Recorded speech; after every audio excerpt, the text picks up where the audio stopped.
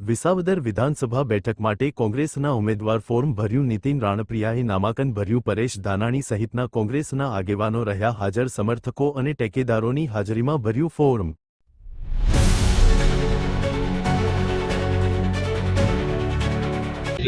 આજે ઉમેદવારી પત્ર ભર્યું। સરદારના સ્વાભિમાન અને બાબા સાહેબના સંવિધાનની રક્ષણ કરવા માટે હું આજે ચૂંટણી મેદાનમાં છું અને હું એક નાના પરિવારમાંથી આવું છું અને કોંગ્રેસ પાર્ટીએ મારા ઉપર વિશ્વાસ મૂકી અને આવી ખરાખરીની જંગની ચૂંટણીમાં મને ટિકિટ આપી।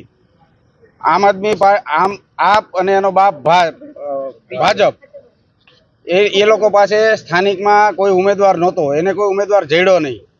એ લોકો એવું માને છે કે વિસાવદરની ભાજપ અને આપને વાંજણી માને છે। એ લોકો એની પાસે કોઈ સ્થાનિક ઉમેદવાર લડી શક્યો તેવો નહોતો, ત્યારે કોંગ્રેસ પાર્ટીએ મને અહીંયા સ્થાનિકમાંથી ટિકિટ મારી પસંદગી કરી છે।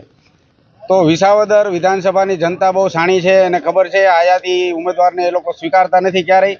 તો 19 તારીખે મારા પંજાના નિશાન ઉપર વિસાવદરની જનતા જંગી બહુમતીથી મતદાન કરી અને મને વિજય બનાવશે એવો મને ભરોસો છે।